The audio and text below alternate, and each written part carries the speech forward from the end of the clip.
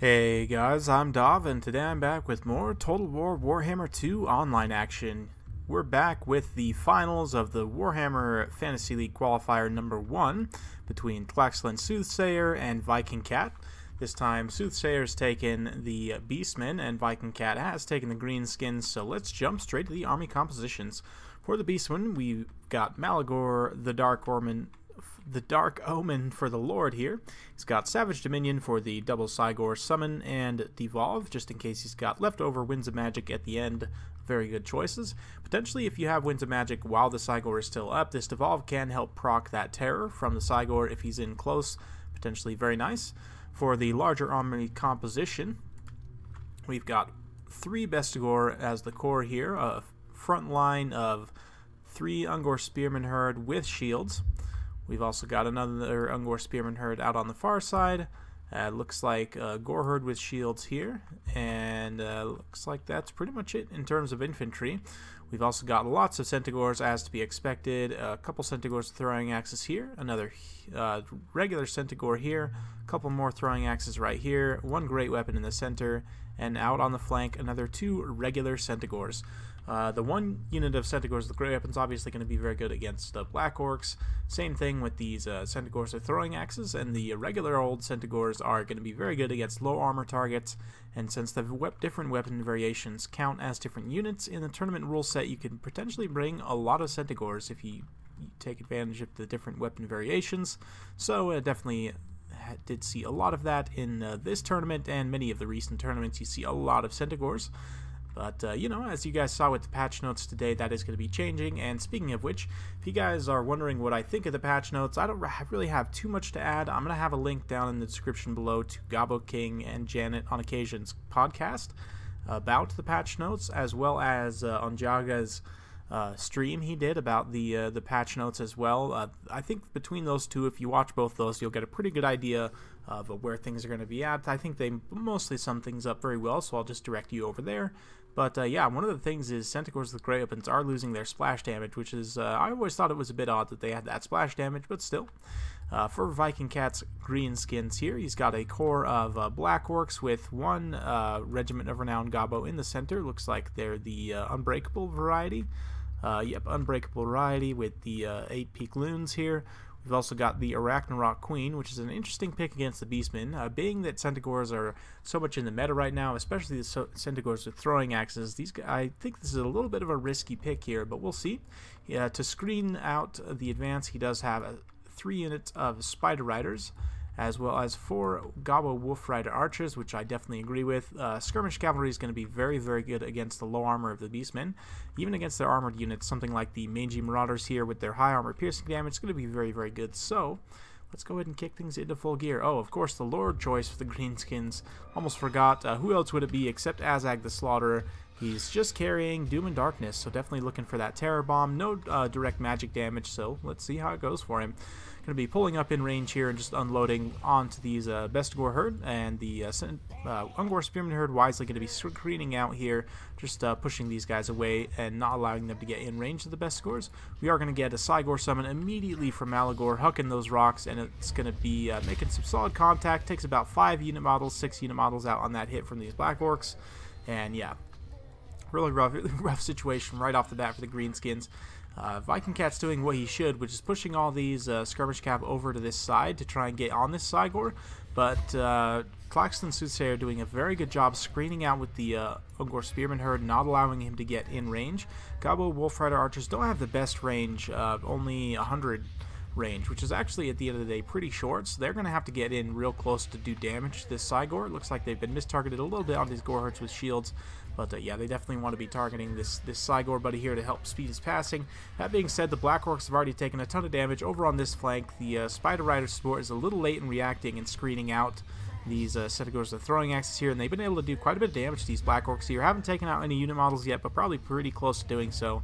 And yeah, doing some nice damage. This delaying is going to be really, really rough. Although the Beastmen have a very much a smaller infantry core, you can see Tlaxtlan Soothsayer doing exactly what he should, just pulling back on this front and then kind of pulling back over here as well, just allowing these armor-piercing missiles a little bit more time to react. Same thing with this Cygor here, just allowing it more time to fire in. And yeah, potentially going to be creating himself some favorable engagements. This Ragnarok Queen's also a little bit out in front of the support here. And right now would be a perfect time, though, to unleash some fanatics right through here.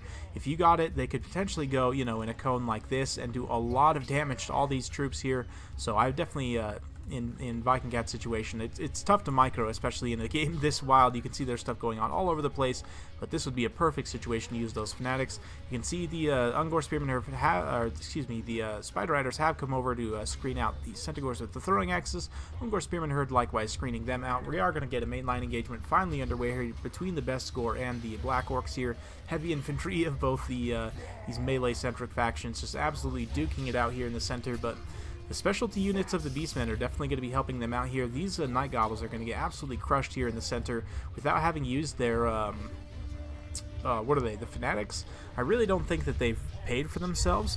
The Ragnarok Queen's still in very good health, though. You can see over here a Doom of Darkness is going to be routing off these Black Orcs that just got absolutely crushed by superior numbers.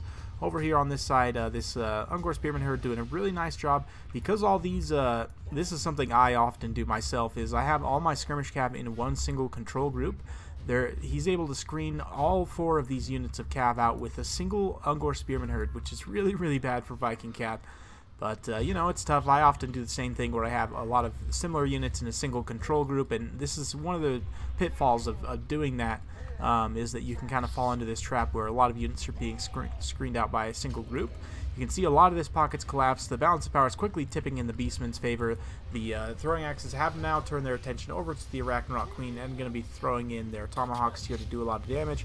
Looks like we're going to be getting another Cygor summon here, potentially. Yep, another Cygor summon here, just to put the dagger on and finish things up here. You can see the Spider Riders have caught, finally, the Centaurs here. But it looks like, actually, these are the melee variant of Centaur, so they'll definitely put a beat down on those Spider Riders, especially with the help of the terror-causing Cygor there. And yeah, things are pretty much going to be wrapped up in favor of the Beastmen at this point. Azag and the Spider are still fighting here, but the rest of the troops are going to be routing off. You can see these Black Orcs, for the most part, turning tail. Maybe they're just chasing down those Bestigor. It's hard to say. Oh, they are just chasing down something. But yeah, with this line of these throwing axes here, the absolute Daka, all the Doom and Darkness in the world isn't going to help in this situation. It's just not going to be enough.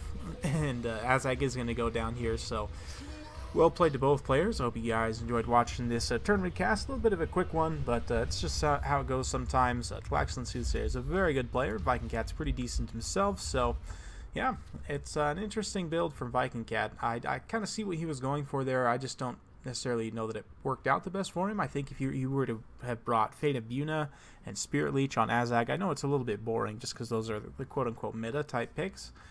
But if you dump all your Moons of Magic into Fate of Buna on these Centaurs, you're going to get great returns, especially on the Centaurs with great weapons and throwing axes. Both of these guys are huge threats in this particular matchup. You can see the Centaurs with the throwing axes managed to rack up an XP Chevron, probably doing damage to that Ragnarok Queen there. Bestigor weren't really challenged too much because the Black Orcs took a lot of damage on the advance there from the Cygor.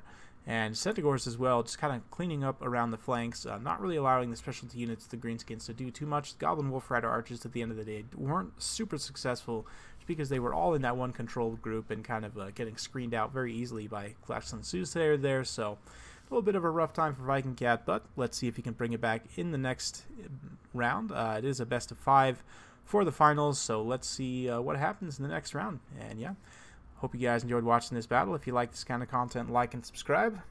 And we'll keep it coming with the rest of the qualifiers. I'm going to be dipping into the next qualifier. I don't have time to show too much before the Tomb King's patch drops because, of course, once that patch drops, all those replays are no longer going to be usable by the current game. And, of course, we're going to be jumping into a lot with the Tomb Kings in terms of unit testing and testing out some of the balance changes and just doing a lot of different stuff with the new patch. So I'm going to be dipping into a few replays from the number 2 qualifier and then looking forward to the Tomb Kings. So yeah, stick around for all that and more, and we'll see you there.